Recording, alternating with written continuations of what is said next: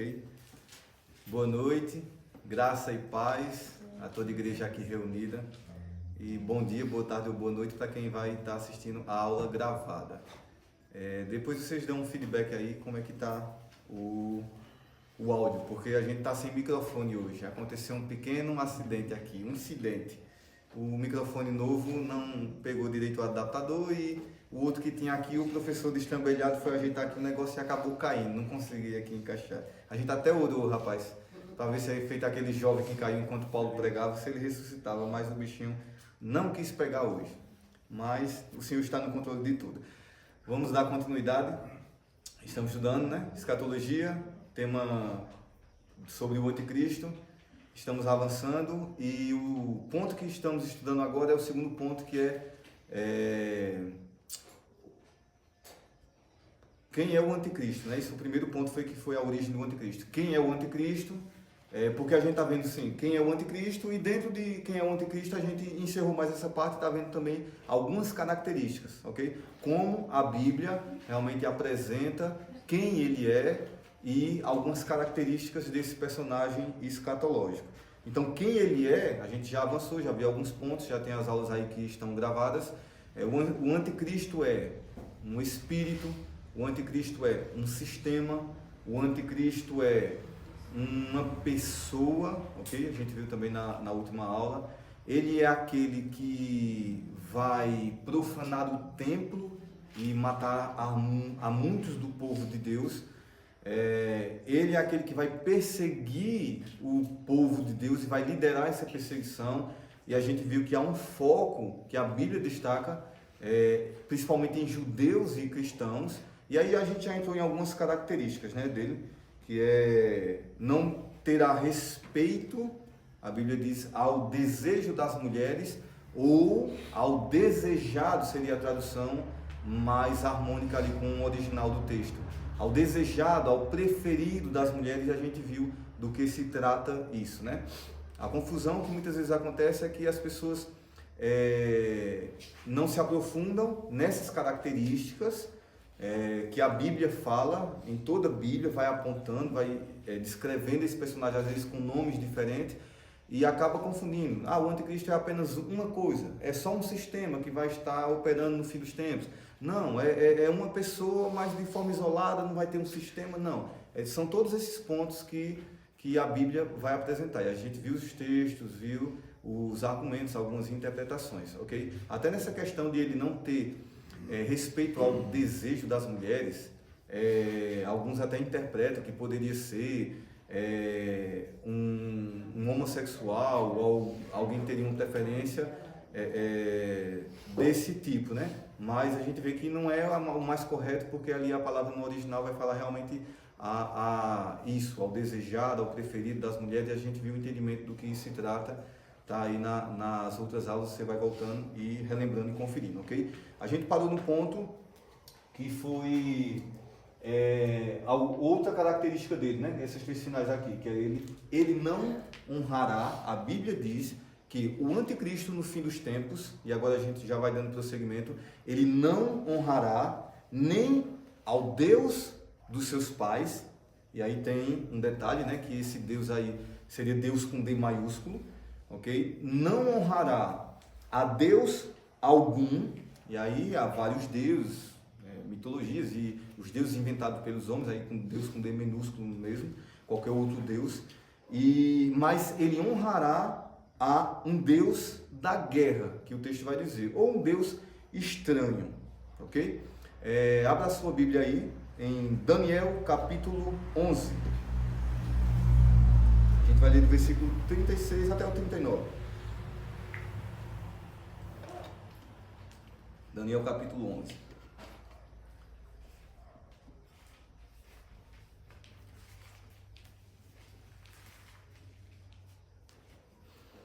E dentro desse ponto que eu coloquei, anote aí o texto, eu já tentei fazer um resumo do que a gente vai estar discorrendo nesse tópico aqui, ok?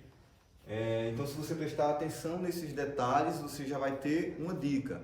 Então, fica como exercício já uma pergunta para a gente pensar um pouco. Diante desses fatos que a Bíblia vai apresentar, e a gente vai ler o texto. O anticristo, ele será um ateu, ou um agnóstico, alguma coisa desse tipo, ou ele será alguém religioso. Então, vamos lá. O anticristo, ele será um ateu, como alguns interpretam também, ou ele será um religioso. O que é que vocês acham? Um religioso. Porque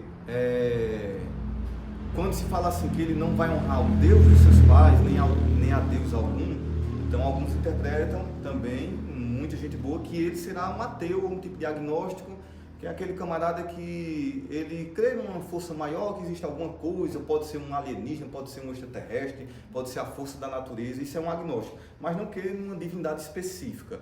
Crê que cada pessoa, cada cultura pode ter sua revelação de uma divindade que dá no mesmo Deus, que todos os caminhos levam a Deus. Seria mais ou menos um conceito simples de agnóstico. Não é que ele não crê totalmente, feito um ateu declarado que não crê em nada, nem crê que não existe nenhuma divindade, é mais a teoria da evolução, ciência, essa questão morreu, acabou tudo, então seria a diferença de um ateu e de um agnóstico, só para vocês entenderem, ok? Então, vamos fazer o seguinte, dentro dessa pergunta, para a gente pensar um pouco, para a gente ler o texto, eu já vou dar a resposta, para ficar mais objetivo, mais claro, e a gente vai discorrendo, ler o texto vai discorrendo para que a gente possa entender melhor essa construção, ok? Ele não honrará ao Deus de seus pais, aí Deus com D maiúsculo, refere-se a um homem, ao anticristo. A Bíblia vai revelar que ele não honrará ao Deus dos seus pais. Ou seja, ele não honrará ao Deus de Israel, ao Deus da Bíblia. Ok? Os seus antecedentes, então, os seus antepassados, desse povo, dessa linhagem que vem o anticristo, seria um povo, alguém, o seu antepassado, que reconhecia e honrava o Deus bíblico, ao Deus de Israel. Okay? E ele não vai honrar esse Deus, mas também faz uma distinção, não vai honrar Deus algum, qualquer outro Deus. Não é que ele não vai honrar a um Deus específico, mas qualquer outro Deus que não seja o seu Deus, ele não vai honrar, ok? E quando diz que ele honrará a um Deus da guerra, ou um Deus estranho, quer dizer que ele vai honrar, vai fazer oferendas, vai oferecer e prestar culto a um Deus específico. E esse Deus da guerra, o Deus estranho, provavelmente, se ele vem da linhagem de Ismael, como a gente tem visto, então ele pode estar falando que ele vai honrar a Alá, que é o Deus do islamismo, ok? Que é também descrito alguns detalhes como um Deus que promove guerra nos seus escritos sagrados, e que é um Deus estranho, porque ali quando Maomé, que é o líder principal do islamismo, vai trazer configurar uma divindade em si, ele vai mesclar algumas coisas, vai trazer a figura desse Deus mais carrasco, mais legalista. Então, mas a Bíblia diz que ele vai honrar somente a um Deus estranho, ok? A um Deus da guerra ou das fortalezas. Então seria essa a resposta, para ficar mais objetivo. Mas agora a gente vai ler o texto e tentar construir esse entendimento para que fique mais claro, ok? Vamos lá? Daniel, capítulo 11, versículo do 36 ao 39. E esse rei fará conforme a sua vontade. Aqui o contexto está falando do anticristo, ok? E se levantará e se engrandecerá sobre todo Deus, e aqui com D minúsculo, e contra o Deus dos deuses, e aqui com D maiúsculo, está falando especificamente do Deus verdadeiro, do Deus vivo, Deus de Israel, contra o Deus dos deuses, falará coisas incríveis, e será próspero, até que a ira se complete, porque aquilo que está determinado sobre ele será feito. Versículo 37. E não terá respeito aos deuses de seus pais, ou ao Deus de seus pais. A tradução mais correta aqui seria ao Deus dos seus pais, porque no original seria a mesma palavra que é utilizada para Elohim.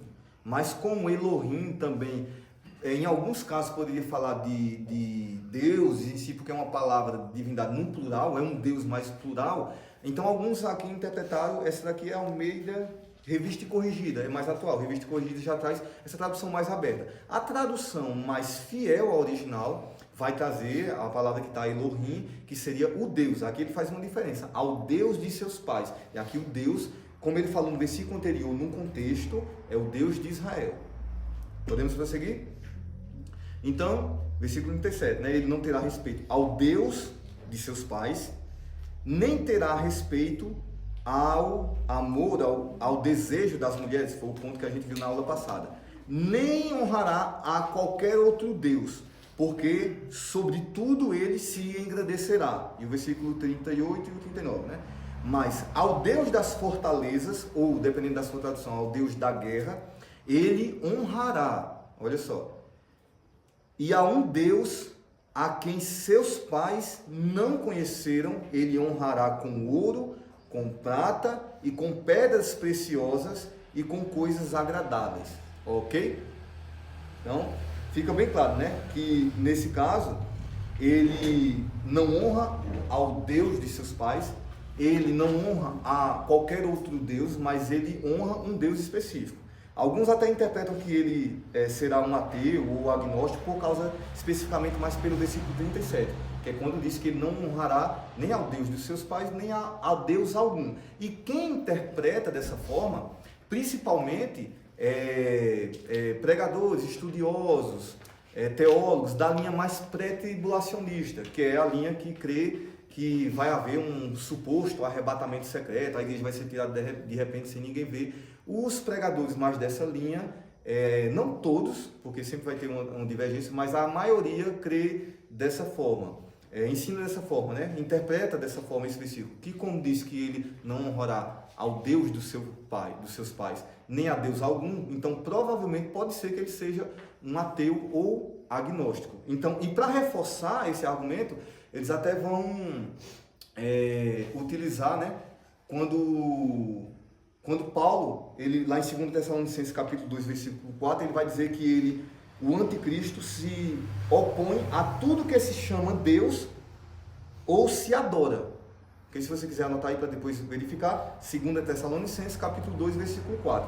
Vai usar como um reforço, né, para esse argumento de que ele será um ateu, um agnóstico, quando Paulo vai dizer que o anticristo no fim dos tempos se levantará contra tudo que se chama Deus ou se adora, né? E até reforçando o argumento, ele diz assim, quando o texto aqui vai dizer que ele só honrará a um Deus das fortalezas ou da guerra, vai dizer, eles interpretam para reforçar o argumento, que na verdade está falando que ele vai confiar apenas na força do seu próprio braço, que no seu poderio militar, não vai crer nem nada, nem a Deus algum, nem vai honrar ninguém, mas vai confiar no poderio militar que ele vai ter, porque vai ser um homem de guerra e tal. E quando diz que vai honrar um Deus da guerra, vai falar mais, eles interpretam, né, e colocam dessa forma, que será o posicionamento dele, o modus operandi dele, fazendo guerra e tal, e confiando no seu próprio braço, na força do seu próprio braço, ok? Então eles interpretam assim e reforçam o argumento dessa forma. Mas é interessante, se no próximo versículo que a gente leu, no versículo 28, se você ler com atenção, não reforça essa ideia, ok? Porque ele vai dizer que ele honrará sim. Ele não honrará nem ao Deus de seus pais, nem a Deus algum. Mas ele honrará sim a um Deus estranho, a um Deus da guerra. E aqui, o entendimento não seria esse de que quando ele honra a um Deus da guerra, não é que ele vai confiar apenas na força do seu próprio braço ou no seu poderio militar, mas diz que ele honrará sim a um Deus. Por quê? Porque o próprio versículo vai dizer que a esse Deus estranho, que seus pais não conheceram, a esse Deus das fortalezas ou da guerra, ele vai ofertar. Então já entra em choque nesse argumento de dizer que ele vai confiar apenas no seu poderio militar, porque aqui está falando de alguém religioso. É uma prática religiosa, na mesma prática de Davi, de Abraão e dos servos de Deus que ofertam até bens preciosos. Vai honrar a esse Deus estranho com prata, com ouro. Isso são ofertas, ok? Então, Se ler com atenção o versículo 28, vai ver que ele se opõe a tudo que se chama Deus, como Paulo vai dizer, e a tudo que se adora, mas é a todo Deus que não seja o seu Deus, ele vai se opor. E a toda forma de adoração que não seja a sua forma de adoração. Tanto é que Apocalipse vai deixar claro, e a gente já viu isso quando estudou sobre a marca da besta, que não apenas ele tem características de um homem religioso, que carrega uma ideologia, uma religião, e se opõe a qualquer outra crença que não seja a sua, que o propósito principal de se impor a marca da besta é o quê? Não apenas tem características de um homem religioso, como vai promover a adoração. O propósito principal da marca da besta, a gente viu os fatores que envolvem um fator econômico, porque ninguém vai poder comprar nem vender se não tiver a marca, envolve um fator tecnológico, que a gente viu aquelas questões, ele vai ter todo um sistema que vai ter um aparato financeiro que vai apoiar esse sistema, que não vai deixar que as pessoas possam comprar ou vender se não se submeter a esse sistema. Vai ter um fator ideológico, porque vai ter que abraçar esse tipo de mentalidade, senão vai ser perseguido. Mas tem um fator religioso, que o principal, a motivação principal é levar as pessoas a adorarem, a submeterem, a prestar adoração a besta, a sua imagem e ao próprio dragão, né, que a Bíblia vai falar do próprio Satanás, que dá autoridade ao anticristo. Então, o propósito principal, então, não apenas ele tem características de alguém religioso, como o foco principal de se impor uma marca da besta, como a Bíblia chama, é realmente promover a adoração, levar esse fator de adoração, ok? Tá dando para entender? Ficando claro? Então, vai haver sim a adoração, ele carrega características de alguém religioso. O texto deixa claro que ele será religioso, inclusive ofertará, né? Feito a gente falou. Aqui o texto vai deixar bem claro no versículo 38 que ele vai ofertar. Não honrará ao Deus dos seus pais. Isso sim. E aqui, provavelmente também pode indicar que ele não vai honrar ao Deus dos seus pais, e se como tem muita coerência, a linha de interpretação que ele vem, a gente viu tanto as questões bíblicas e os textos e os registros históricos, de que ele vem da linhagem de Ismael, porque a profecia de Daniel, né, capítulo 9, vai dizer, ele virá, o anticristo, aquele príncipe que virá, vai vir do povo que vai destruir o templo e a cidade. E a gente viu essas questões, esses fatores. Então, se encaixa perfeitamente, porque se o anticristo não vai honrar o Deus dos seus pais, dos seus antepassados, ele, se vier realmente da linhagem de Ismael e do povo árabe e o contexto de um povo da religião islâmica, ele não vai honrar ao Deus dos seus pais. Se ele vem da linhagem desse povo, quem são os antepassados? O povo árabe. E o povo árabe vem de onde? Do povo ismaelita, ok? A gente viu já esses fatores e os detalhes. Ismael, ele reconhecia a quem como Deus? Ismael, ele conviveu com seu pai Abraão. Quem era o Deus de Abraão? Então ele vem da linhagem de Abraão, Ismael. Então, se ele honra outro Deus, ele pratica essa religião, se é um homem religioso, que se opõe a toda outra forma de crença que não seja a sua, que ele tem, e persegue quem não se submete à crença dele, então ele não vai honrar ao Deus dos seus pais, não vai reconhecer o próprio Deus de Ismael. A gente não sabe como continua a vida de Ismael, mas a gente sabe que até ali 13, 14 anos, mais ou menos, ele viveu com Abraão. Então ele reconhecia ao Deus de Abraão, a sua família, a própria mãe dele, que era egípcia, mas conviveu ali e teve uma experiência pessoal com o próprio Deus vivo. Quando Ismael, né, por volta dessa idade, é expulso de casa pelo próprio Abraão, aquela confusão ali que teve com Sara, Agar, então, há essa mágoa no coração dele, ele foi expulso de casa, o próprio pai dele rejeitou, mas o próprio Deus disse, eu vou cuidar dele, ele também é seu descendente, e ali ele fala com Agar, e ela até coloca, né, nesse lugar que eu quase morri, o menino ia ficar para morrer, Deus me viu, o Deus que me vê. Então, o Deus de Ismael, o Deus que ele reconhece, que ele honrava, é o Deus de Abraão, o Deus do pai dele, ok? A gente não sabe depois como ficou a vida dele, mas a Bíblia não traz mais detalhe em relação a isso. Mas o Deus que Ismael viveu, conviveu, reconhecia e que teve experiências pessoais, o próprio Deus disse que ia abençoar ele, que ele iria também, Isaac seria a linhagem da promessa, mas ele era o primogênito de Abraão, e iria também gerar 12 tribos, assim como Isaac, Jacó iria gerar 12 tribos de Israel. Então são os ismaelitas, Ismael e Isaac, ali uma briga entre irmãos, por conta dessa mágoa ali, de uma crise por conta da paternidade ali. Então, provavelmente, quando diz assim, ele não honrará ao Deus dos seus pais, pode significar que ele não honrará ao Deus dos seus antepassados.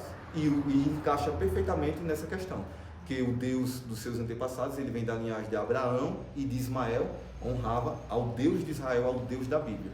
E o anticristo, como ele vem dessa linhagem, realmente ele não reconhece ao Deus da Bíblia. Possivelmente pode indicar isso, ok? Quando diz que ele honrará um Deus estranho, um Deus da guerra, também se encaixa perfeitamente dessa questão, dessa linha que a gente vai ver, né? Muita gente boa interpreta a origem do anticristo, foi o primeiro ponto que a gente viu, ou sendo um judeu, sendo um papa, mas a gente viu que tem aí alguns pontos que não se encaixam, mas se encaixa melhor, é mais natural a narrativa bíblica e como se encaixa todo esse quebra-cabeça de um anticristo realmente que vem, um anticristo islâmico, que vem dos descendentes de Ismael, do povo árabe. Porque o próprio Alá em si, olha esses detalhes que a Bíblia traz, ele é um Deus estranho, primeiramente, aos seus pais. Ele honrará apenas a um Deus estranho que seus pais não conheceram. Abraão, até porque não existia, né? Veio com a configuração, a sistematização da religião islâmica, veio com Maomé, que toda a tradição coloca, há debate sobre isso, mas que ele vem da linhagem desses 12 patriarcas de Ismael. Esses 12 patriarcas vêm gerando ali, aí vem as tribos sunitas e xiitas ali dentro do islamismo, e um desses 12 patriarcas gerou a Maomé, Mohammed, e ele é um descendente de Ismael, ok? Então, quando diz que ele honrará apenas a esse Deus estranho, que seus pais não reconhecem, não conheceram, provavelmente também se alinha a esse respeito, esse Deus estranho aos seus pais. Abraão não conhecia, nem reconhecia outro Deus. Quando diz que ele honrará um Deus da guerra, o próprio Alá em si, a figura de Alá, ele é um Deus que promove a guerra, porque os próprios escritos sagrados do Islã, se você for ler o Corão, né, que eles chamam, as sunas de Maomé, as tradições, as interpretações e a Sharia, que é a lei islâmica em si, então você vai estudar um pouco, vai conhecer que isso encaixa perfeitamente, porque o próprio Alá, ele, nos seus escritos sagrados, ele indica, ele ordena que os seus súditos, seus servos, seus fiéis, eles promovam a guerra contra qualquer outro infiel que não se submeta ao Islã, que é a revelação realmente verdadeira. E as outras, é interessante que ele vem 600 anos depois, né? Ali de Cristo, eles têm uma figura do próprio Jesus, eles aguardam na escatologia islâmica a volta de Jesus, mas ele chama de Isa, fala da mesma pessoa, mas com características diferentes. Então, mesmo sendo, vê como é que fica um Deus estranho, mesmo sendo o mesmo nome, porque Deus e Alá é o mesmo nome, mas não é a mesma pessoa, porque o nome Alá é apenas o nome Deus, só que em árabe, ok? Para ficar mais claro o entendimento para vocês. O nome Alá é uma abreviação de Eloá, Elohim, Elá. Da mesma forma com Yahvé, aí você vai ver Javé, tem até texto, né, em Salmo, se não me engano, que fala o seu nome é Já, e alguns neopentecostais interpretam que na verdade é um imediatismo que você determina e Deus faz as coisas já para você, se você se posicionar e tiver fé, muitas vezes mais fé na fé do que fé em Deus que promove. E são apenas abreviações, é uma interpretação totalmente errada dizer que o nome de Deus é Já, porque se você determinar e tiver tudo certinho, ele vai fazer as coisas já para você. Mas são abreviações de Yahvé, Javé, Já, da mesma forma que Alá é a abreviação de Elohim, Eloá, então Alá é simplesmente um nome árabe, é a forma árabe de se dizer Deus. Mas embora seja, o importante é vocês teria esse entendimento. Embora seja o mesmo nome, não é a mesma pessoa, ok? A gente pode ter um Jessé aqui na igreja, que é um homem honrado, um homem de família, um servo do Senhor, e pode ter outro Jessé na mesma igreja, que é um pilantra, que vive dando golpe, vive enganando, e é uma pessoa totalmente diferente. O nome é o mesmo, mas a pessoa é totalmente diferente. Alá, ele é meio que uma mescla do conhecimento que Maomé já tinha sobre o Deus de Israel, e ele disse que teve a revelação, o anjo apareceu somente para ele e revelou, como tem outras seitas e heresias aí que diz a mesma coisa. Na verdade, o que a Bíblia diz foi escrito assim, mas é um erro doutrinário porque os apóstolos, eles distorceram ali. O Antigo Testamento, os judeus distorceram puxando sardinha para eles. A verdadeira revelação veio só para mim. Eu estava sozinho, o anjo Gabriel apareceu e sussurrou no meu ouvido, parece mais aquela música de Alceu Valença, né? Fala mais de um demônio do que um anjo. Um anjo veio e sussurrou no meu ouvido. Aí ele diz, agora vê que interessante, vem o Antigo Testamento, muitos e muitos anos, depois vem ali o próprio Jesus, a revelação do próprio Jesus, o Novo Testamento. Maomé e o islamismo vai surgir aí 500 e poucos anos, quase 600 anos depois. Então fica bem interessante, né? Aí tem o irmão Rafael, que a gente conhece hoje aqui na nossa era, conhece a esposa dele, Michele, no seu contexto, a sua profissão, ele é advogado, um homem de Deus e tal. Aí a gente escreve sobre Rafael, testemunhas oculares, a revelação, como convivemos e tal, e fica tudo registrado.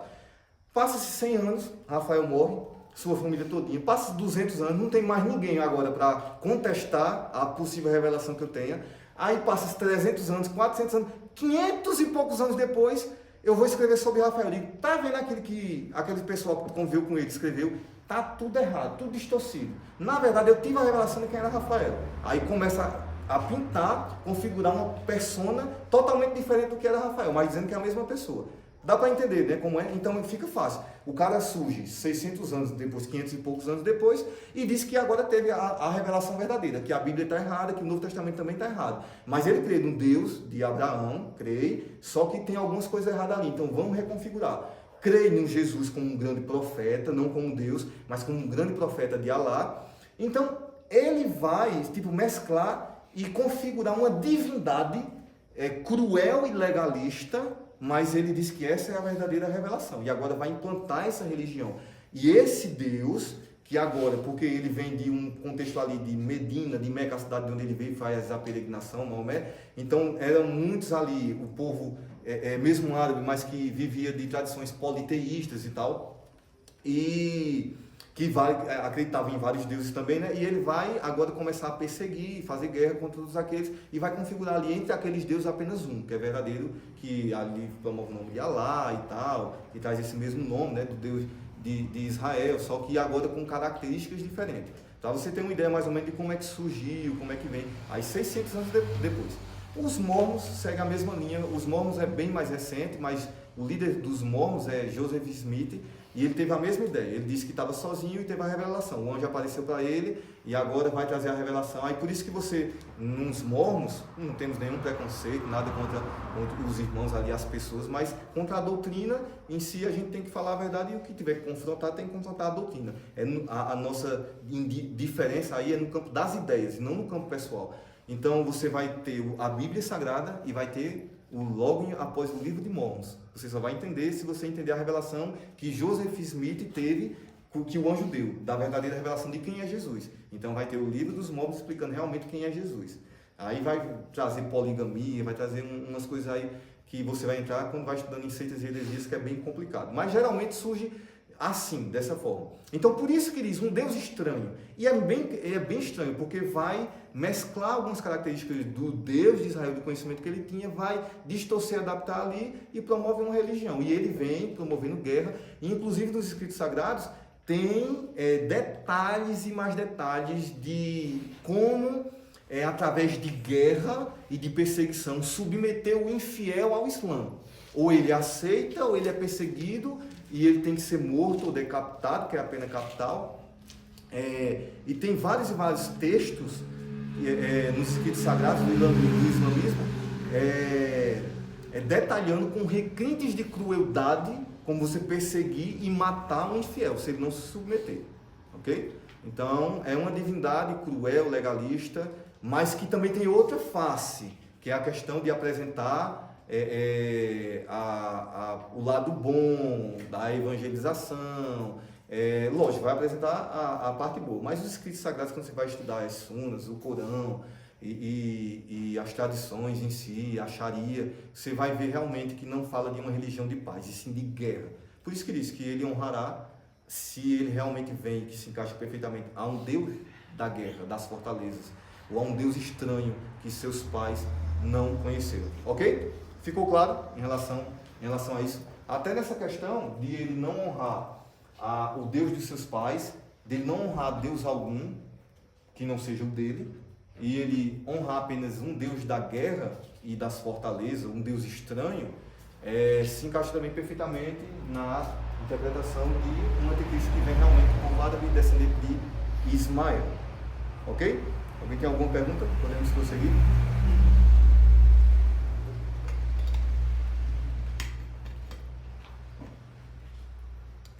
O outro ponto. Um homem, a gente está vendo quem é o anticristo, né? Já vimos.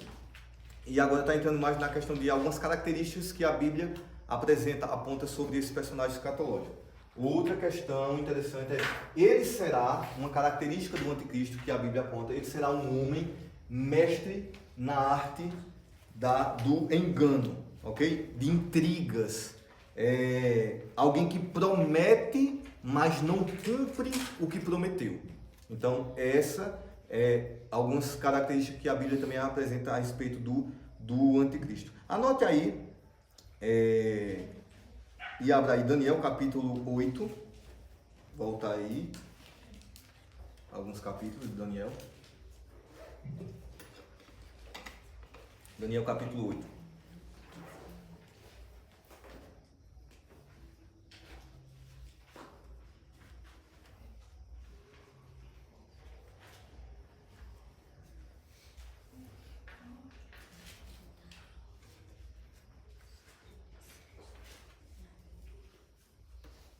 Daniel capítulo 8, versículo do 23 ao 25.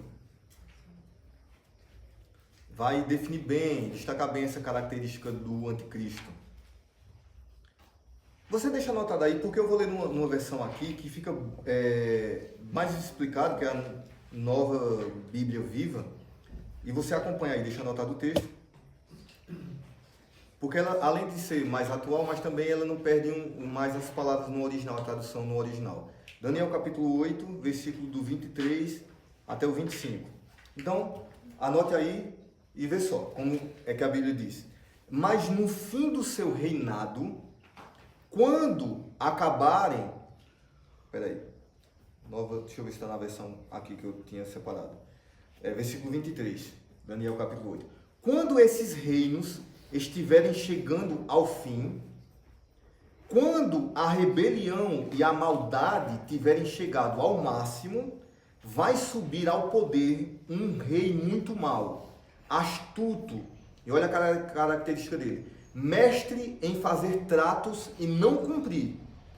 Ele será muito poderoso, mas não pelo seu próprio poder.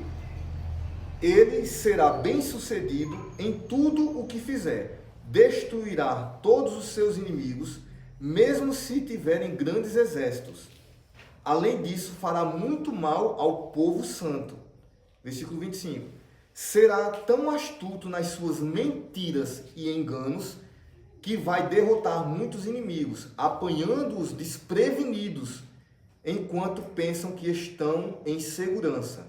Aí ele se achará tão poderoso que vai se insurgir contra o príncipe dos príncipes, falando daqui do próprio Jesus, numa batalha, que é ali, já no final da grande tribulação, a batalha do Armagedon.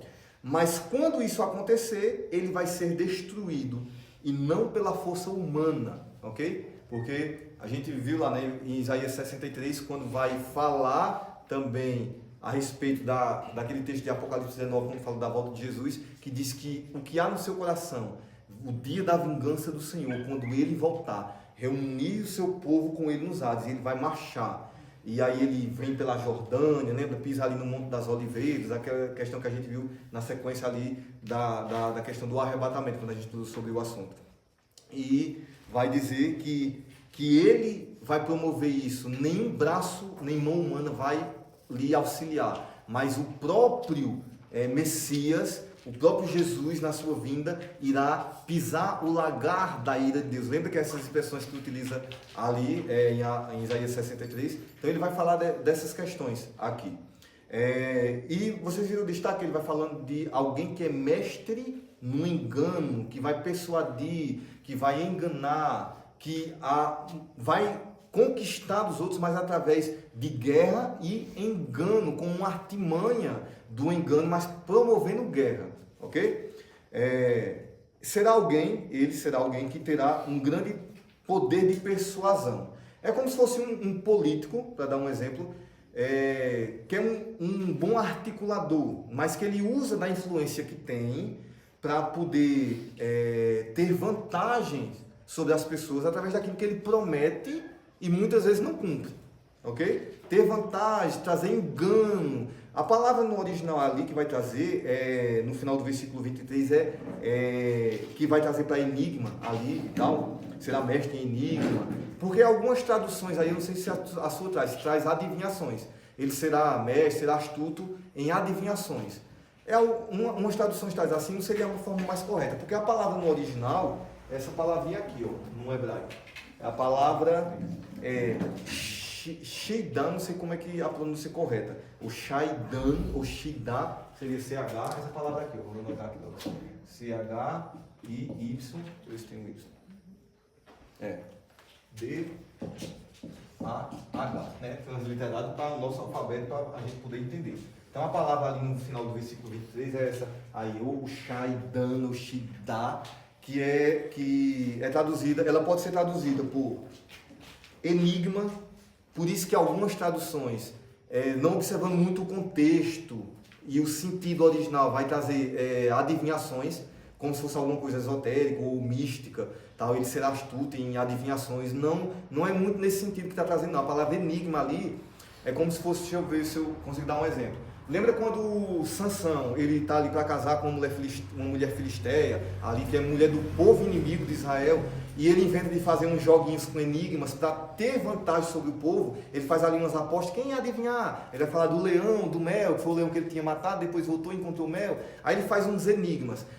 Não são adivinhações no sentido esotérico, místico, ou de ocultismo, entende? Está falando mais da questão de enigmas ali para tirar vantagem. É alguém que fala por enigmas, que não fala a verdade de forma direta. Ele vem com meias verdades, ok? Na verdade não existem meias verdades, o que existe são mentiras incompletas, né? Aí o povo chama de meia verdade. É uma mentira, mas só que está incompleta. Então essa questão de ser um astuto mestre ali, habilidoso em enigmas, fala mais nesse sentido, de não falar a verdade diretamente, para ludibriar, para enrolar, né, no nosso português, para ficar ali cozinhando no banho-maria, mas ganhando tempo, para ter vantagens, ok? Mas algumas traduções trazem assim, quando vocês verem esse enigma, será astuto em adivinhações, não é esse tipo de adivinhações, não tem esse sentido não. Então essa palavra aqui pode ser traduzida como enigma, por isso que alguns traduzem dessa forma, né? Mas também pode ser traduzida num contexto, e até do que ele está trazendo aqui, se você ler o texto em si, por isso que a gente lê alguns versículos, você vai entender o sentido das palavras.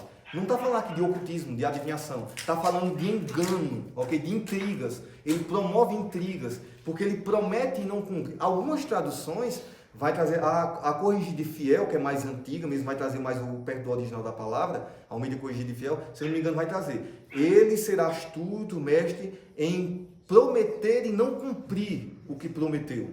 E você vai ver um exemplo bem claro disso, quando a palavra vai dizer em Daniel 9:27, se você quiser anotar aí, que ele fará aliança, acordos com muitos, ok? Mas não vai cumprir, porque diz, ele fará aliança e acordo com muitos, e ali envolve, num contexto você vai ver Israel e as nações em volta de Israel para promover ali alguns acordos, que é os acordos que a gente vê avançando, chamando acordos de Abraão, que às vezes avança às vezes dá uma enganchada, às vezes retrocede, porque está dentro da soberania de Deus. Porque, como a Bíblia diz, sobre quando chegar o tempo determinado, essas coisas vão acontecer, e quando chegar o tempo determinado, sobre o que está determinado sobre o anticristo também vai acontecer. Então, essas coisas só vão avançar. Parece muitas vezes, né? Porque Donald Trump ganhou a eleição. Aí, estava avançando os acordos de paz com o seu genro, o Jared Kushner. Então, que ele é ali judeu e é casado com a filha de Donald Trump, então estava avançando na baixa com a Arábia Saudita e tal, para promover ali uma questão de uma paz ali no Oriente Médio, nessas guerras tudo que tem, o monte do templo ali, ter alguns acordos para poder avançar, para Israel também poder ter uma liberdade maior, que até hoje eles esperam alguém, um grande líder, que vai intermediar essa construção do templo, eles poderem voltar a promover seus sacrifícios, a adoração. E tanto é que na profecia de Daniel 9:27, que eu citei, vai dizer, né, que ele fará aliança e acordo com muitos por uma semana. E a gente já viu que é uma semana profética, uma semana tem 7 dias, são semana de anos. Aí, então, por 7 anos, uma semana, 7 dias, 7 anos. Mas ele diz que na metade da semana, ou na metade dos 7 anos, ele não vai cumprir o que prometeu. E diz especificamente, porque ele vai fazer cessar o sacrifício. Então, vai haver alguns acordos, e essas coisas avançam, depois para aí, Donald Trump perde a eleição, que estava intermediando ali.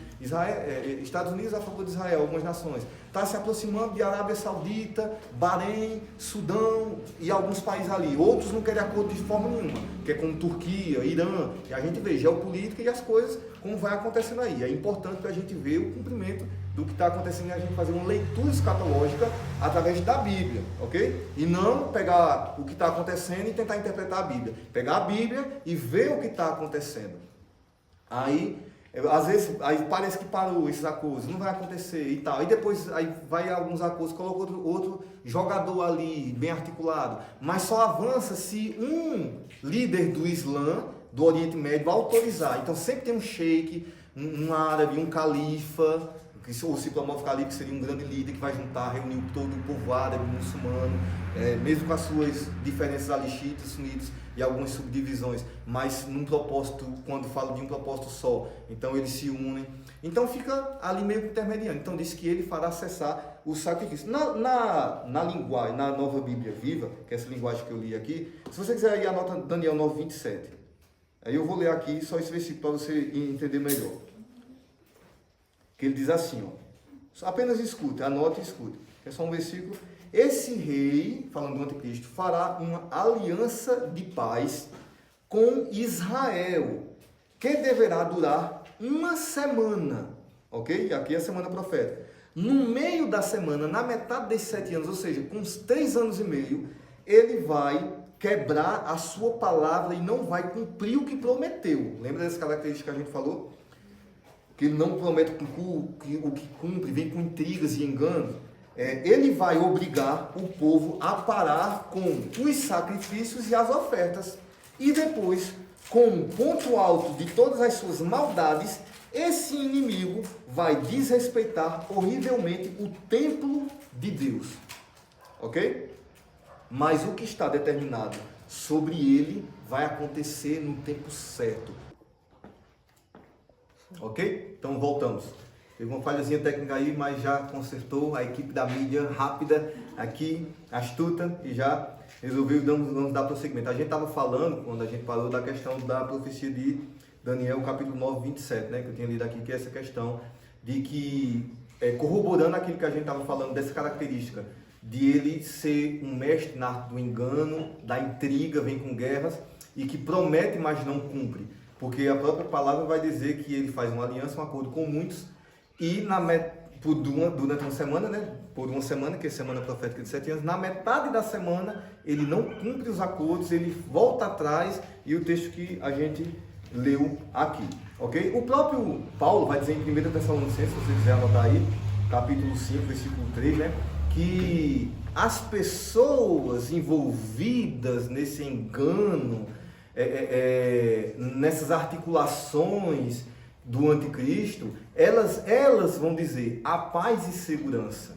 Não é que o anticristo vai promover uma paz e uma segurança, não. Ele vem com guerra. O tempo todo a Bíblia vai falar de um chifre de cara carrancuda e que vem crescendo e promovendo guerra e perseguição.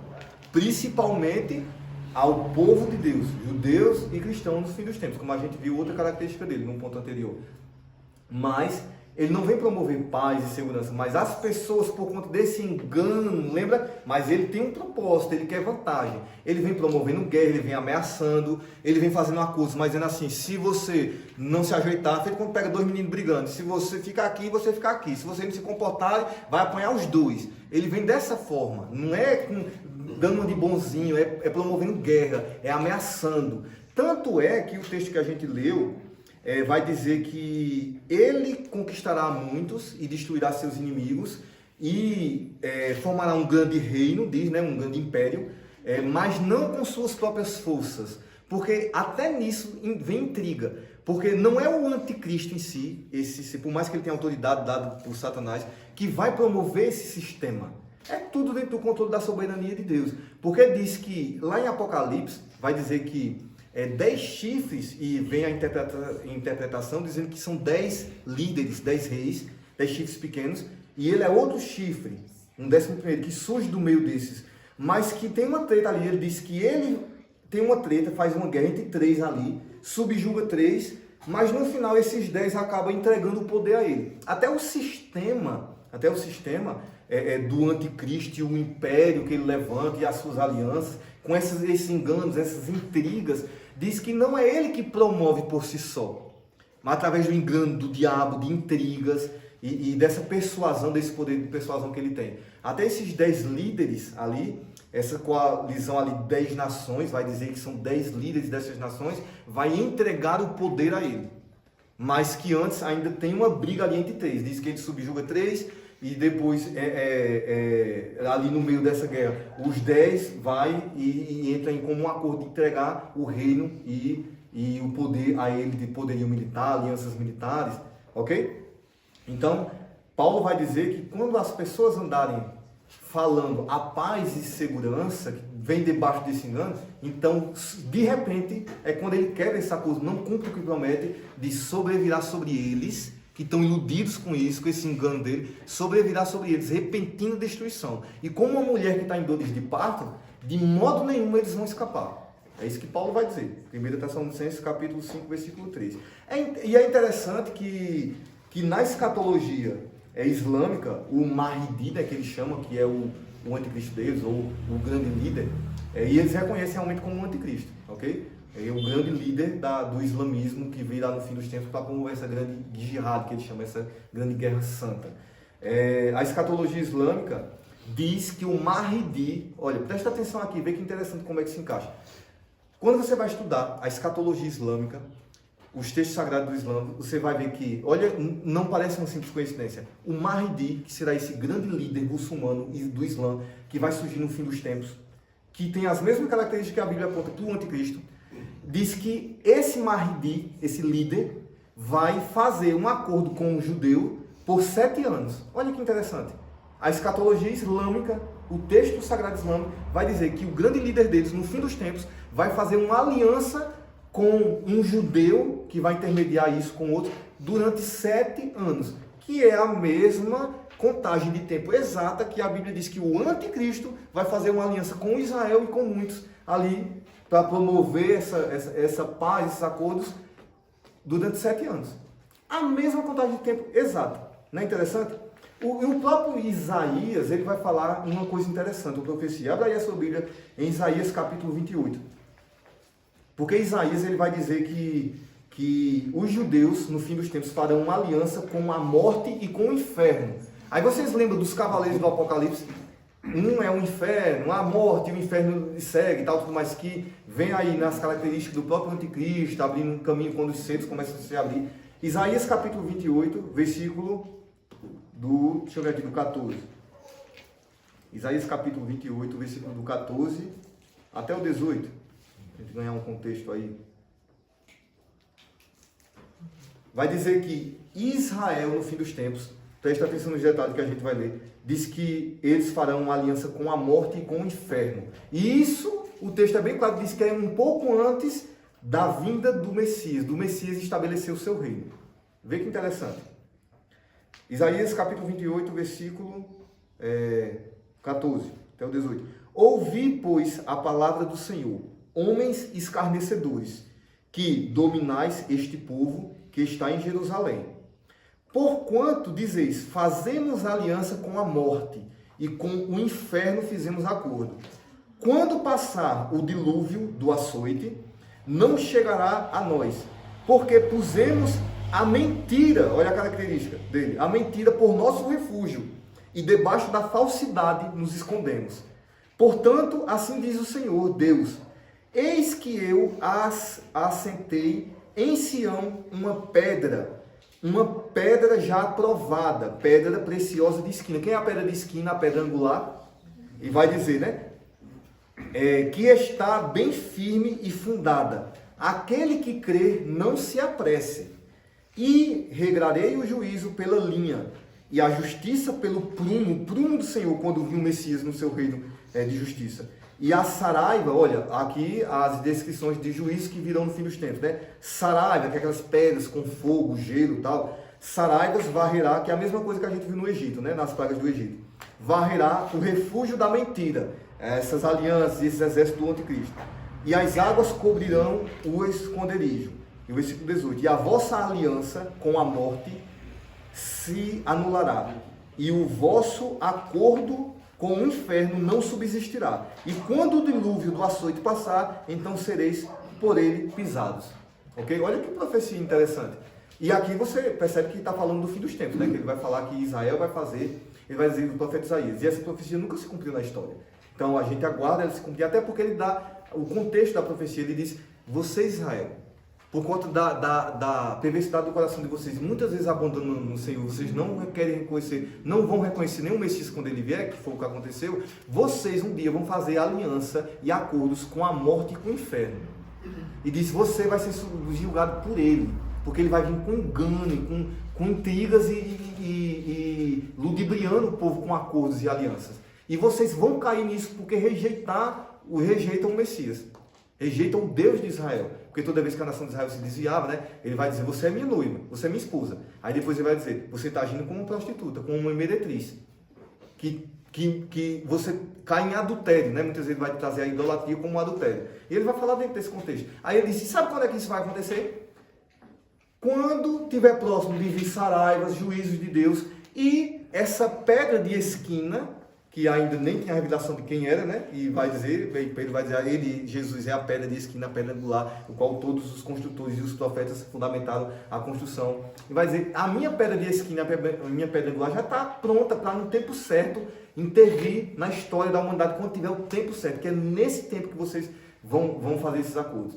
Aí, a profecia que diz lá em Daniel, né, da estátua de Nabucodonosor, que vai dizer que vai passar todos aqueles reis, a Babilônia, a cabeça de ouro, tal, os medos-persas, a Grécia, tal, e no fim dos tempos haverá um reino misturado, né, meio barro, meio ferro, uma parte mais rígida, uma parte mais maleável. Aí tem várias interpretações, que poderia também se encaixar dentro dessa questão do islamismo, né, que ele mesmo é duro como ferro mesmo, mas tem a parte mais xiita, que é a parte mais da gente ver esse ataque terrorista, essa parte da jihad em si, das bandeiras negras em si, da guerra, e de cumprir esses requintes de crueldade que fala no texto islâmico, que o próprio Maomé diz que por revelação teve de como tratar um infiel, que não se submete ao Islã, né? E vai dizer que justamente esse é uma das interpretações, tem outras, ok? Mas que esse reino dividiria, o próprio Islã é dividido entre uma parte mais moderada, que faz acordos políticos e tal, que aceita ter várias mulheres ainda, que é a parte mais sunita, negocia ali algumas coisas das tradições e tal, é um pouco mais aberto. Mas tem a parte mais xiita, que é a parte mais do islamismo, que não faz acordo político nenhum. Mas vamos fazer um acordo para cessar fogo e tal, mas não. A gente só para quando destruir o Estado de Israel. Tem essas duas vertentes aí. É uma parte mais de ferro, mais ferrenha, e tem uma parte mais maleável, que ainda aceita alguns acordos em si, que se encaixa também. Aí ele diz, né, que no final dos tempos, quando esse governo estiver em operação, e vai surgir esses 10 dedos, ok? Que lá em Apocalipse vai falar desses 10 chifres. Aí vai dizer, é nesse governo dos 10 dedos, que é 10 chifres, que vai entregar o governo a esse chifre pequeno e a esse homem da iniquidade, que essa pedra, aí lembra, o mesmo termo que está utilizado aqui, e Isaías e Daniel, aí ele vai falar, né, que essa pedra, uma pedra vai ser lançada sem auxílio de mãos humanas, mas que vem essa pedra e vai destruir todos os reinos, todos os impérios que passaram sobre a terra, as suas influências, as suas culturas, que vai desaguar no reino do anticristo, ok? Nesse império aí dos 10 dedos, dos 10 chifres, que a gente vai entendendo melhor, mas que você já sabe mais ou menos o que é, né? São 10 líderes que vão entregar o governo ao anticristo. A gente tem que ficar bem atento quando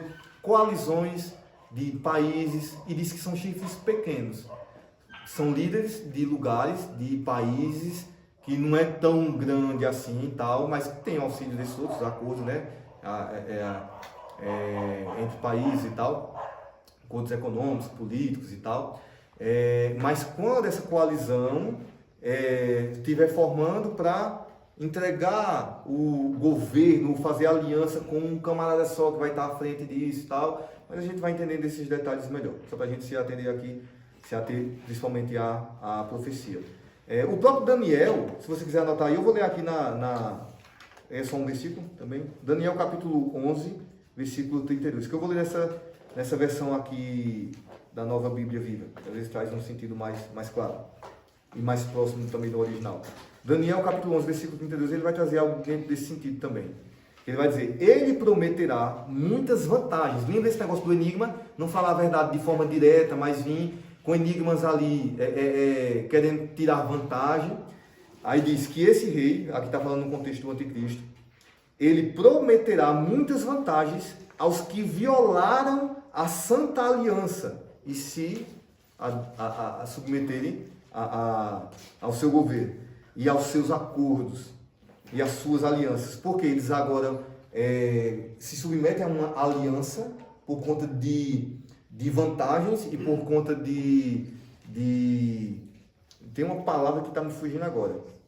Você tirar uma palavra que pode ser com vantagem em si. Você tirar proveito, não é essa palavra não, mas você tem esses benefícios, ok? E vai dizer que eles muitas vezes traem a aliança com o Deus verdadeiro para se submeter a algumas alianças por conta de vantagem, para ter benefícios, ok? E vai dizer, né? Os que violam a santa aliança, ele vai honrar. E assim eles passarão a colaborar com esse rei do norte. Lembra que um dos nomes que aponta para o anticristo é o rei do norte, aquele que vem do norte, e a gente viu o norte de Israel, vem ali, também sede do Estado Islâmico, norte de Israel, e diz que o anticristo vem de lá. Aí a escatologia islâmica também diz que o grande líder desse também vem dessa região aí, que norte de Israel é Turquia, é Irã, é Iraque, as sedes ali do Estado Islâmico em si. É todo o povo muçulmano, o povo árabe. Aí diz aqui no final do versículo 32, né? Daniel 11. Assim eles passarão a colaborar com o rei do norte. Apesar disso, as pessoas que conhecem o seu Deus serão corajosas e resistirão com firmeza. Olha só, quando diz que ele vai perseguir judeus que não vão submeter a aliança, nem cristãos que vai também submeter a aliança, ele vai perseguir, o foco principal são judeus e cristãos. Porque algum povo que tem um mínimo de conhecimento da palavra vai ver esses enganos, vai ver essas profecias se cumprindo. Se você conhece esses detalhes e como a profecia vai se cumprindo, você vê para onde está caminhando, o cenário se montando, e por mais que você veja que as coisas têm os seus benefícios, vai prometer e vai trazer algumas coisas, a própria questão tecnológica em si, de uma marca da besta, vai promover e vai trazer benefícios. Como a gente utiliza hoje para pagamento, para tantas coisas, benefícios, vantagens e tal, e que é bom, ok? Mas aonde é que isso vai desaguar? Aonde vai chegar? Vai chegar um ponto que essas vantagens em si vai exigir algo. Vai ser um ponto de ruptura, ok? Vocês entenderam? O versículo aqui está dizendo que eles vão colaborar até com essas alianças. Aqueles que vão trair a aliança com o Deus verdadeiro e que vão colaborar com essa aliança e esses acordos que ele faz, vão estar debaixo desse engano e vão acabar submetendo a isso. Mas ele disse que sempre vai haver um remanescente. Até ele está falando aqui do povo de Israel em si, debaixo dessas alianças, submetendo, que foi o texto de Isaías que a gente viu. Daniel está corroborando aquilo que Isaías falou também. Mas ele diz que aqueles que não traírem a aliança, permanecerem firmes, eles verão com clareza, e diz aqui no final do versículo 32, né? Qual é o termo que ele utiliza? Apesar disso, as pessoas que conhecem, olha só, conhecimento, E conhecer a gente sabe, né? Que conhecer não é só informação. Ah, existe Deus verdadeiro e tudo mais. Aquele amigo do evangelho e tal, não é quem realmente tem um compromisso, quem conhece de verdade, tem um relacionamento. Aí diz, aqueles que conhecem ao seu Deus, esses serão corajosos, irão resistir com firmeza. Por isso serão perseguidos. Ok? Ele prosperará pelo poder do próprio Satanás. A gente sabe porque a Bíblia diz que é uma característica do anticristo. Ele vai prosperar pelo poder de Satanás. Ele vai trazer engano por meio de uma falsa tranquilidade. Lembra que eu disse, ele não vai promover paz, nem segurança, nem tranquilidade. É uma falsa, porque é a sensação que as pessoas que estão sendo enganadas por ele têm, ok? Mas que em nenhum momento ele é um cabo mansinho, que vem com uma falinha mansa, querendo passar por cordeiro. Não. O tempo todo ele vem dizendo para que veio. Só que ele impõe ordem na casa. E quando ele impõe ordem na casa, ameaçando os seus exércitos, dizendo, se você não se submeteu, aquele que fez aliança comigo, que agora está colaborando comigo, se você atacar, eu ataco você. E assim vai. Um grande cara, um grande líder que tenha esse poder de persuasão e tenha esse aparato militar, político e todo esse sistema, ele tem poder para fazer isso, e a gente vê isso acontecendo, né? Nos acordos aí que a gente vê. Só para comprovar isso que diz, né? Que ele vem sobre o poder de Satanás e tal, trazendo engano e essas coisas. Abra aí a sua Bíblia em 2 Tessalonicenses, capítulo 2. E anote aí, 2 Tessalonicenses capítulo 2, versículo do 9 ao 12. Que vai falar essa característica, né, do anticristo, que vai justamente se alinhar com tudo aquilo que a gente está vendo sobre ele, desde o Antigo Testamento, essas profecias. Que ele é alguém que vem com engano, um mestre na arte do engano, de fazer intrigas, de prometer e não cumprir.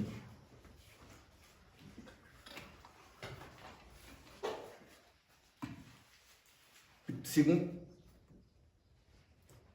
Eita, agora... É isso mesmo, é 2 Tessalonicenses capítulo 2. Eu não tinha anotado aqui não, se era primeira ou segunda, mas deu certo, é segunda. 2 Tessalonicenses capítulo 2, versículo do 9 ao 12. A esse, está falando aqui do anticristo no contexto, a esse cuja vinda é segundo a eficácia de Satanás, com todo o poder e sinais de prodígios de mentira, e com todo o engano da injustiça para os que perecem. Essa injustiça, esse engano é para os que perecem, porque não receberam o amor da verdade para se salvarem. Eles não receberam o amor da verdade para se salvarem. Sabe por que eles não receberam? Porque Deus é mau, porque Deus rejeitou eles? Não, porque eles assim decidiram e Deus confirma a decisão do coração deles. Porque diz, eles amaram mais a mentira, né? Vai dizer. E por isso Deus lhes enviará. Olha, enviará. O anticristo é um dos juízos de Deus, para confirmar o desejo do coração de várias pessoas que não se submetem a Deus, ou que ficam só ali brincando de conhecer a Deus, brincando de ser crente, brincando de amigo do Evangelho.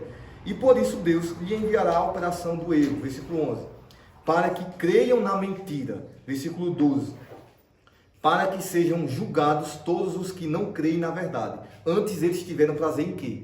Na iniquidade.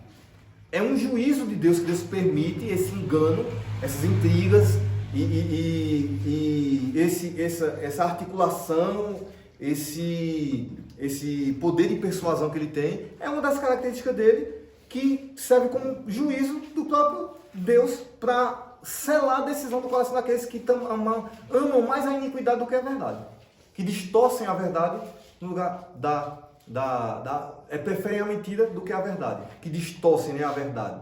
Então, para vocês ficarem atentos, né, essa questão, que Paulo só está corroborando tudo aquilo que as profecias já falavam desde sempre sobre o anticristo.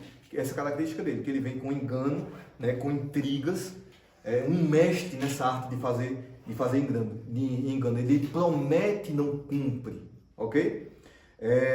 E é interessante, olha só como se alinha mais algo dentro da característica na questão de um anticristo que vem do islamismo. Dentro da própria doutrina do Islã, né?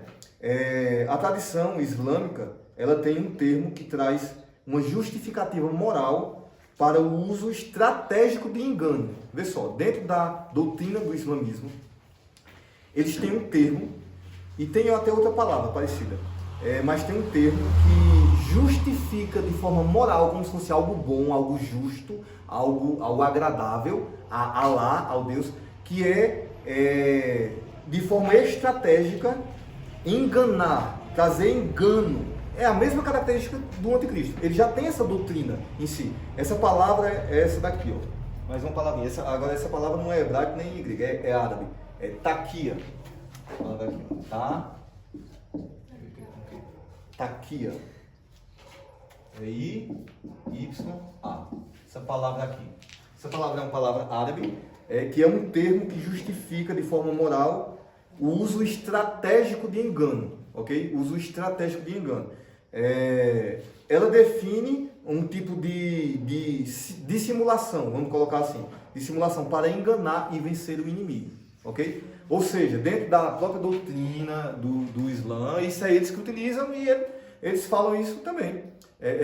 Tem essa palavra taquia, que é um termo que justifica de forma moral promover o engano, a mentira, com a finalidade de vencer o inimigo. É uma mentira estratégica. Irmãos, não é a mesma coisa que a gente está vendo das características do anticristo, do povo que ele vem. É a mesma característica. Ele já tem todo esse sistema hoje e tal. E essa palavra definida, tem até outra palavra parecida com essa. São duas palavras em si. Mas a mais conhecida é essa taquia. Um exemplo disso, deixa eu dar um exemplo prático.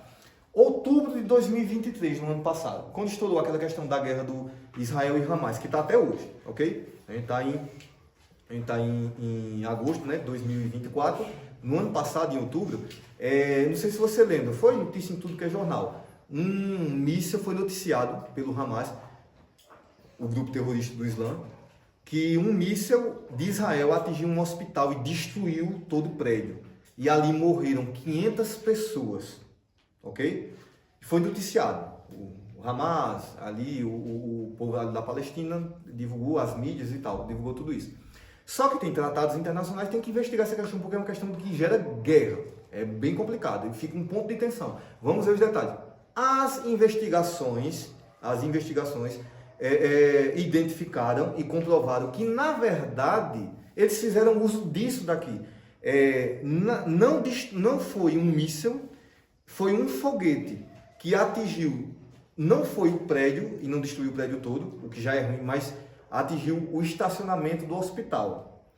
E atingindo o estacionamento do hospital, não morreu 500 pessoas, como eles divulgaram. Morreu 50 pessoas. Já é uma tragédia. Mas olha o engano para manchar a imagem de Israel. E o pior de tudo, foi descoberto que não era um míssil israelense. Foi um foguete do próprio Hamas.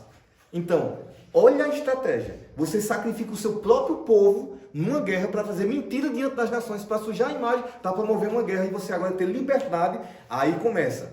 Aí o povo que não faz o dever de casa, que não vai atrás das informações, porque amam mais a mentira do que a verdade, foi fazer protesto nas faculdades, nos Estados Unidos.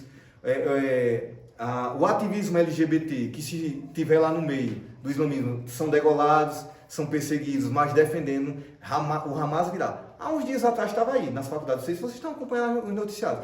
E os jovens com essa mentalidade de hoje, top nas faculdades, cheio do socialismo e tal, em todas as culturas em si, não são todos, né, mas a gente vê como está tomando conta, gritando nas portas da faculdade, quebrando, fazendo quebra-quebra, dizendo o Hamas vem aí, porque Israel é genocida. Porque Benjamin Netanyahu, primeiro-ministro lá que tem seus erros, é odiado por várias pessoas, principalmente o pessoal que é mais de uma linhagem mais progressista, mais da esquerda e tal. Ele tem seus erros, ninguém é mocinho, ninguém aqui está colocando como mocinho não. Mas um exemplo prático, vocês entenderam que eles utilizaram disso daí, esse termo está aqui, para promover uma mentira que fosse trazer vantagem e destruir o inimigo. Eles disseram que o hospital foi todo destruído, o prédio, morreu 500 pessoas e foi Israel que jogou um míssil. Na verdade, foi o próprio Hamas que lançou um míssil que caiu no estacionamento do hospital e foi comprovado com as investigações. E eles divulgaram isso. E quando foi se comprovar, porque você pode pegar os indícios ali, a investigação, a arma que foi utilizada não era uma arma israelense, um míssil israelense, era um foguete usado pelo Hamas. Porque tem um tipo de tecnologia bem diferente. E aí eles depois voltaram atrás, alguns disseram que foi um erro, de que na verdade era para lançar mais longe, e como caiu ali, aí eles utilizaram da taquia, esse termo, né, para poder promover essa guerra em si. Para você ver um exemplo disso. Características, detalhes de um povo, do povo de onde é, o povo do príncipe que há de vir, ok? Que vem desse meio. E uma das características dele é promover realmente esse engano, será um mestre.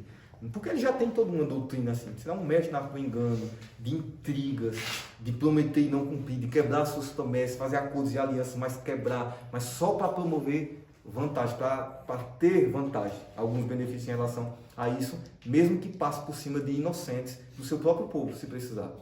Ok? Para você ver a realidade da coisa, que é bem diferente do que a mídia coloca. Vamos lá ver outro ponto aqui, para a gente encerrar. O cavaleiro num cavalo branco, que vem com um arco, ok? Em sua mão, identificado no primeiro selo. Ou seja, olha que interessante. Uma das características, né, que a Bíblia aponta, e aí tem outras interpretações, que tem aqueles selos, né, que dá início ali, os selos são liberados no início da tribulação, ou grande tribulação, ali entre a tribulação e a grande tribulação em si. Como Daniel vai dividir, né, um tempo, que é essa semana profética de 7 anos, mais 2 tempos, que é dividido em 3 anos e meio, 3 anos e meio, e metade de um tempo, né? Que vai trazer essa, quando o negócio pega fogo mesmo, que é essa intensidade a última metade dessa semana profética, que são os últimos 3 anos e meio, que Apocalipse sempre vai trazer a quantidade de dias, a contagem que é 1260 dias, que dá 3 anos e meio, 42 meses, 3 anos e meio, ok? Abra aí a sua Bíblia em Apocalipse capítulo 6, para a gente conferir isso. Apocalipse capítulo 6, versículo 1 e 2.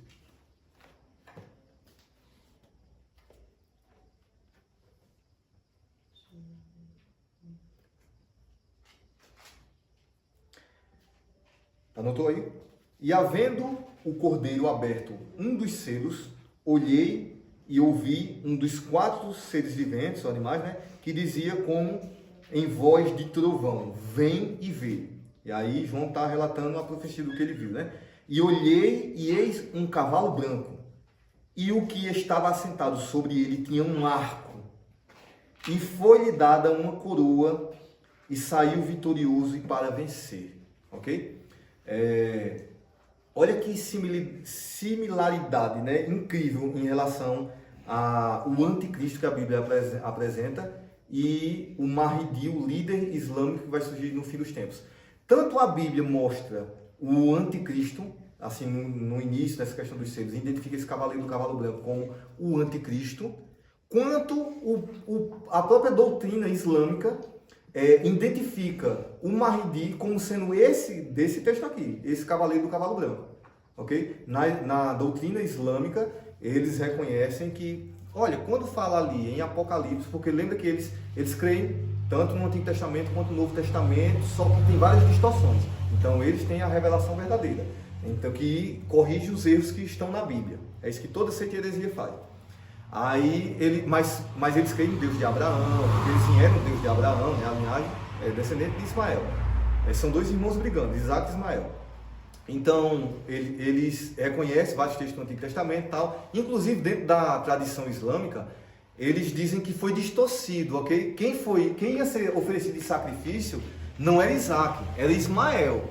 Ali foram os judeus que distorceram e tal, mas que no fim dos tempos o Mahdi vai trazer a clareza de tudo isso. Com o próprio Issa, que é o Jesus, que vai auxiliar o Mahdi nessa questão para trazer a verdade ao povo. Então esse Issa, esse Jesus que eles esperam também, na volta dele, é um servo de Alá e é um muçulmano fiel e que vai auxiliar o Mahdi, que é esse líder do islamismo. Ele vai auxiliar. Aí vai dizer, tá vendo que a gente tem a revelação verdadeira e a gente vai corrigir todos esses erros. Mas vários pontos ali da Bíblia tá ok. Então, quando diz que Abraão ia sacrificar Isaac, na verdade não era Isaac. Eles mentiram aqui. Era Ismael, que era o primogênito, porque dentro da tradição é o primogênito, que é o principal, é o herdeiro de tudo, tal, tudo mais. Foi eles que inventaram isso para puxar sardinha, para dizer que os descendentes de Isaac, que é o povo judeu, é que carrega a promessa. mas na verdade quem carrega a promessa é Ismael. Ele vai dizer, nós somos detentores da promessa. Então você percebe que é uma questão ideológica também, que a gente vê a questão, o fator ideológico do anticristo, que não é apenas guerra por um pedaço de terra da Palestina, de acordos ali, por conta de petróleo e tal. Percebe que a raiz do problema, toda a Bíblia vem apontando que essa questão aí, é uma questão ideológica, não tem como mudar, porque para eles a revelação verdadeira é a deles. Abraão ia sacrificar Ismael, que era o filho da promessa, que era o primogênito em si. E tudo isso foi mentira que inventaram. Da mesma forma no Novo Testamento. Eles vão falar sobre essa questão de Jesus, que na verdade Jesus não era um judeu em si. Jesus não foi crucificado, foi os apóstolos que inventaram. E na verdade Alá protegeu ele quando ele estava sendo perseguido pelos inimigos. E Alá levou ele. Tal. E um dia ele vai retornar. Ele também espera a volta de Jesus, só que eles chamam de Issa. Aí a mesma coisa do Deus e Alá, é o mesmo nome, pessoas diferentes, características diferentes, distorcidas. Eles distorcem a pessoa de Jesus. Da mesma forma, Jesus. Jesus, da Bíblia, a revelação, e depois uma distorção que teve, adaptada, como se fosse um tipo de Henrique Cristo. Aí o Issa. Na verdade, é um Jesus que não morreu na cruz, que na verdade era servo de Alá, era um fiel muçulmano, que Alá levou e protegeu, para ele não ser crucificado, nem morto ali quando iam perseguir ele, mas que ele vai voltar, ok? No fim dos tempos, que ele vai auxiliar o Mahdi. Aí você vê que tem duas figuras, né, bem interessantes aí, que vai promover todo esse cenário escatológico. A mesma coisa que a Bíblia aponta de duas figuras que vai promover dois homens, anticristo e falso profeta, ok? Aí você vai vendo as similaridades. E essa é bem incrível, né, nessa questão de o mesmo texto da Bíblia, que a Bíblia aponta como anticristo, é o mesmo texto que a doutrina islâmica aponta ser o Mahdi. E encaixa perfeitamente. O anticristo, a origem dele, vem do povo islâmico, vem um anticristo islâmico, que é do povo dos descendentes de Ismael. Ok? Ambos são identificados pela mesma passagem bíblica, que foi essa que a gente leu. Que descreve, né, um cavaleiro, um cavalo branco, que vem com um arco na mão. Você sabe aqui, né, que o contexto é o quadro que é de Jesus segurando aqui o livro, né, selado, os 7 selos, e ali vai abrir o primeiro selo, aí sai esse cavaleiro do cavalo branco, aí o segundo selo vai seguir ali o cavaleiro do cavalo vermelho, vem guerra e tal, e depois vem o cavaleiro do cavalo amarelo, que na verdade não é amarelo, o original ali é verde, ok? Tem outro detalhe interessante aí, mas eu vou deixar para depois. É muita similaridade, você vai ver quando vai estudando os detalhes da doutrina islâmica e tal. Essas cores dos cavalos do Apocalipse, na verdade, é o branco, o preto, o vermelho e o verde, que é a palavra no original ali, o cavaleiro do cavalo amarelo, na verdade não é amarelo não, ele é cloros, a palavra original é cloros, e cloros é verde. Tanto é que você vai ver na Bíblia outros textos que vai falar a relva e tal, tudo mais, é verde, a palavra é cloros. Toda vez que vai ter tradução, verde é cloros. Essas cores são as cores das bandeiras do Estado Islâmico, ok? Você pega qualquer país ali que rodeia Israel, que é inimigo de Israel, a maioria deles sempre vai ter o preto, o vermelho, o verde, o branco. Às vezes vai trazer só 3 cores e tal. Mas é interessante, né? Esses que promovem de forma simbólica, que vai abrindo caminho para a chegada do anticristo, para a promoção dele de perseguição, todas essas questões. Se encaixa também, talvez não seja uma mera coincidência. Diante de todos esses fatores, não me parece tanta coincidência não. Mas a gente vai vendo quando for se cumprir. Então, né, o quadro ali que João está falando é desse pergaminho, é fechado por 7 selos por fora, né? Toda vez que ele abre o selo, é aberto um evento específico do fim dos tempos. É liberado, né? Uma questão de um juízo ali. Aí vem o cavalo preto, né? Que é aquela questão da morte, o inferno vem lhe seguindo e tal. Então a gente vê que após esses cavaleiros aparecer na cena, né? O mundo ele toma um rumo, como se fosse uma queda livre, né? Na questão em direção ao caos. Então depois, por que eu estou dizendo isso? Porque alguns interpretam ali, aqui tem uma briga teológica, que alguns interpretam que esse cavaleiro do cavalo branco, desse texto aqui, é o próprio Jesus. Aí, outros interpretam de forma assim, tem várias interpretações sobre, quando a gente for estudar sobre os juízos, que vai ser os selos, as trombeiras, as taças em si, a gente vai ver cada detalhe desse. Mas só para adiantar algo para vocês, a interpretação aqui, que tem do cavaleiro do cavalo branco, a mais coerente e a geral, assim, a maioria, que seja realmente o anticristo, pelas as características que traz. e a diferença que tem do cavaleiro branco do Apocalipse 19, que é o cavaleiro que vai falar ali, literalmente falando de Jesus, que vem com espada e tal, tudo mais. Até porque tem essas diferenças, né? O cavaleiro do cavalo branco do Apocalipse capítulo 6, que é no início ali da tribulação, os selos e tal, ou já perto da grande tribulação, a gente não sabe o tempo exato aí na linha do tempo, mas alguns vão dizer que é o anticristo, outros vão dizer que é o próprio Jesus, mas é diferente. Porque depois que o cavaleiro do cavalo branco de Apocalipse 19 vem, ele implanta o reino milenar, é um reino de paz.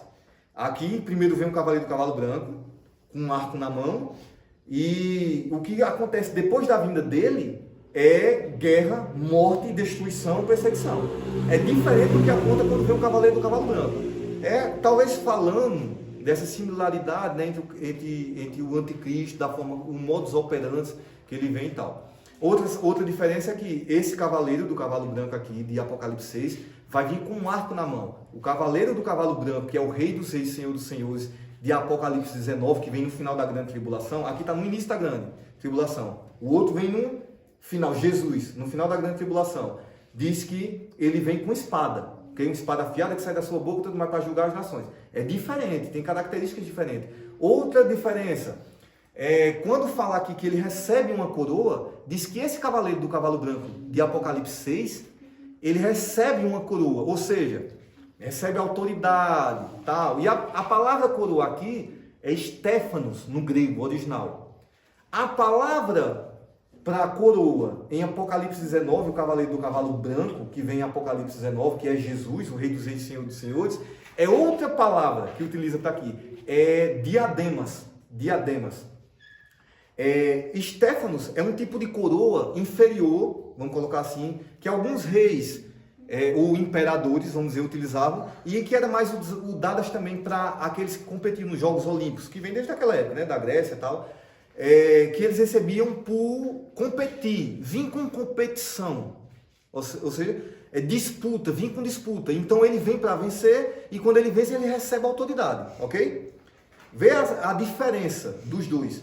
Aí, você interpretar que esse cavaleiro do cavalo branco de Apocalipse capítulo 6 é o Jesus, é meio complicado, porque quando você vai vendo esses detalhes, há uma diferença. Mas tem muita gente boa que interpreta dessa forma. Então, percebe? A coroa que ele recebe uma coroa. E essa coroa é esse tipo de coroa, o sentido dela. É uma palavra diferente da que Jesus tem. É Stéphanos.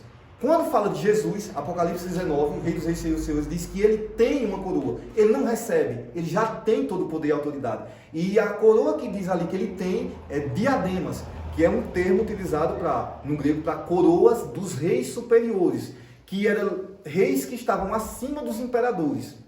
Como tinha o Império Romano, né? César, o grande rei, que estava e tinha os seus imperadores, tinha Herodes, tinha os seus, o que comandavam também, que eram imperadores que estavam no comando, mas estava abaixo.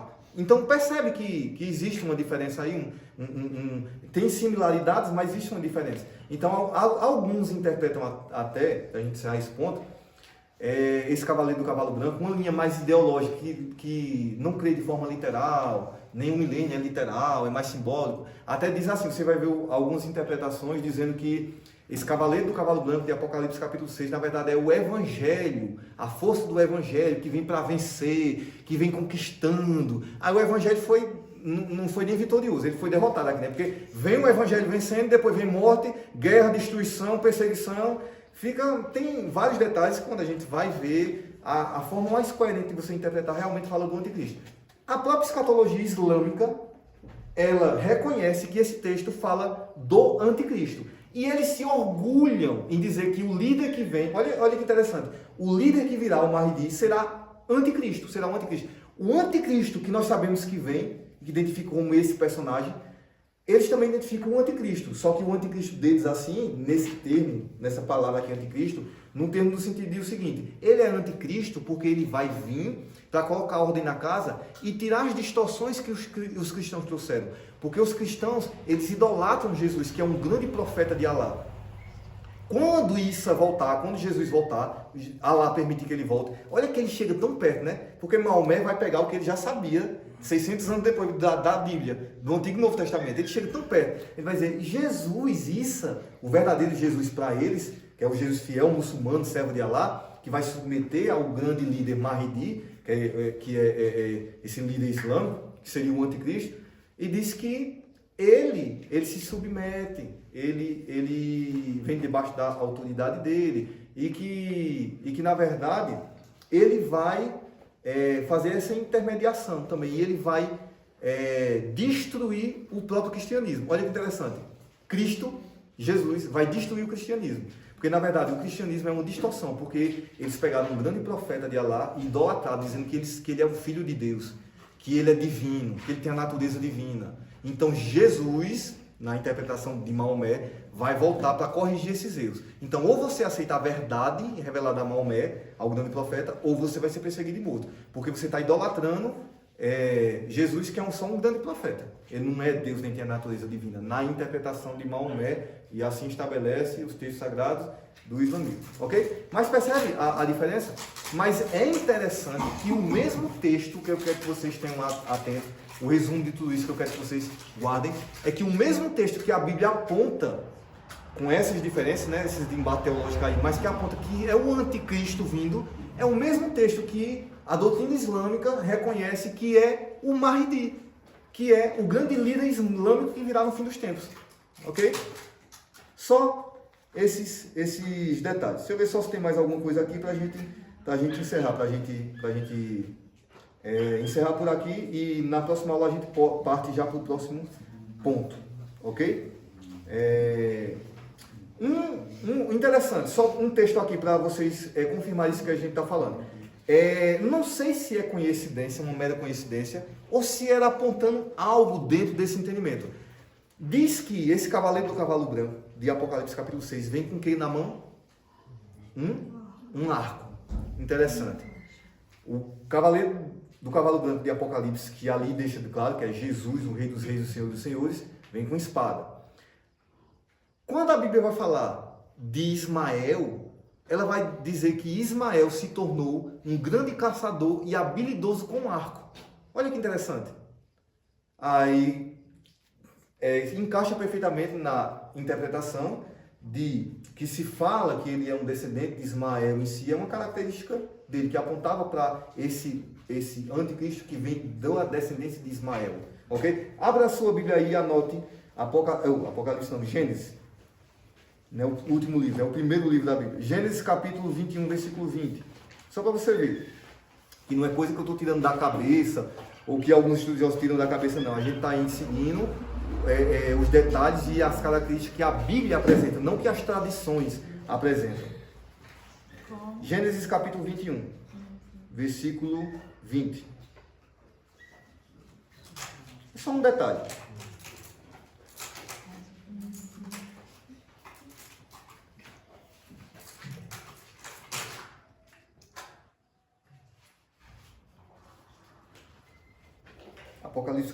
Gênesis 21, versículo 20. E era Deus com um menino, ok? Falando aqui de Ismael no contexto, que cresceu e habitou no deserto e foi um grande flecheiro, ok? Ele era habilidoso no arco, se tornou um grande caçador que utilizava arco. Nós não podemos dizer, presta atenção, nós não podemos dizer que esse texto está diretamente ligado a Apocalipse capítulo 6. Mas não é interessante essa característica? Ele poderia vir com espada, ele poderia vir com lança, que na época que Apocalipse foi escrito era mais utilizado. O Império Romano, a espada era o principal instrumento de guerra e tal. Então poderia dizer lança, poderia dizer espada, mas fala de uma característica que é a mesma característica de Ismael. Talvez seja apenas uma coincidência. Nós não podemos dizer que a Bíblia está afirmando isso, porque ela não está afirmando. Mas quando a gente vê o contexto, o conjunto de fatores, é bem interessante a similaridade.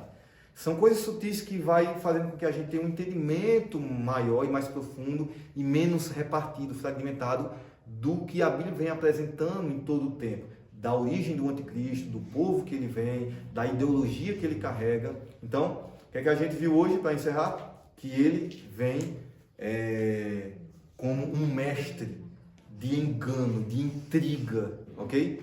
De persuasão ali, e que ele é especialista em prometer e não cumprir, beleza? Ele não vai honrar o Deus dos seus pais. E a gente viu o sentido, o que pode ser, que faz bastante sentido dentro dessa questão de um anticristo descendente da linhagem de Ismael. Nem vai honrar o Deus algum, mas ele sim vai honrar. Ele vai ser alguém que tem características religiosas, óbvio, seu império, a gente viu, questão de adoração em si. E olha que interessante, vou colocar um último detalhe aqui, vê que interessante que se alinha. Quando a Bíblia vai falar também de adoração, ali em Apocalipse, a imagem da besta, a besta como Estado, né? Estado, e olha, Estado Islâmico. A besta como a pessoa, a persona em si do anticristo, a besta como sistema, e todas as características que traz do anticristo, da besta, diz falar adoração, a sua imagem e tal. A palavra que está ali de adoração é proskineu, no grego. E proskineu não precisa ser necessariamente um culto religioso da forma que nós temos, com louvor, com adoração. É simplesmente você beijar, você elogiar, ou você, a palavra mais aí, atrelada, você se prostrar. Você colocar o rosto em terra em reverência àquele sistema, àquela imagem, aquele ícone que representa algo maior. Não precisa ser necessariamente uma adoração de vamos fazer um louvor, a imagem da besta, ao anticristo, vamos tocar uma música aqui a ele, vamos oferecer tudo mais. A palavra proskineu, se prostrar diante desse autoridade, elogiá-lo e reconhecer sua autoridade, já se configura a adoração pela palavra que é utilizada ali, quando eles vão adorar a besta, a sua imagem em si, ok? Esse tipo também de adoração em si, que traz esse sentido, beleza? Interessante que no islamismo, dentro da doutrina deles, eles se prostram com o rosto em terra, né? Até eles dizem na tradição que os fiéis servos de Alá, principalmente os mais fervorosos, terão até marcas na testa, olha, porque se prostram com a sua testa no chão de tanto orar, porque como o crente, né, diz que tem marca no joelho de tanto orar, de joelhos e tal, para eles é um orgulho, a marca na testa, também trazendo esse sentido, né, de forma religiosa, de tanto se prostrar, de orar, que eles oram 5 vezes ou 6 vezes por dia, ali onde tiver, de horário, se prostra, coloca a testa no chão em si, é uma maneira de proskineu, de você adorar, de você se prostrar, de você reconhecer, de você elevar sua testa ao chão ali. E uma das coisas que eles repetem ali, né, que a gente já viu Alá nunca gerou e nunca foi gerado. Deus nunca gerou e nunca foi gerado. Tem uma aversão à questão de paternidade, né? João vai dizer que o anticristo, o espírito do anticristo vem dessa ideologia. Ele nega o pai e nega o filho. Interessante, né, esses detalhes. Mas, enfim, muita informação, mas a gente saiu aqui tem mais, mas algumas características sobre o que a Bíblia aponta do anticristo, e a gente vai corrigindo algumas tradições, algumas coisas erradas, muitas vezes que a gente vai querendo só de ouvir falar, e a gente vai conferindo realmente no que a Bíblia diz sobre quem é ele, da sua origem e as características que esse homem irá trazer com ele, sua ideologia. Que o Senhor nos abençoe, que o Senhor nos dê graça, sabedoria, que venha realmente nos ensinando e o Espírito Santo venha nos trazendo clareza sobre isso. Nós oramos no início, a nossa oração também no final é que o Senhor venha nos abençoando durante a semana e venha nos dando entendimento e revelação da sua palavra, e a gente possa prosseguir honrando ao Senhor, elevando o nome dele, que é o verdadeiro digno, sobre todo e qualquer outro nome, e que o corpo de Cristo seja edificado e que o mundo seja alcançado e evangelizado com a verdade revelada, que é Jesus. A nossa maior alegria é conhecer Jesus, e a nossa segunda maior alegria é fazê-lo conhecido. Esse é o nosso propósito, ok? Até a semana que vem, e que vocês possam rever os textos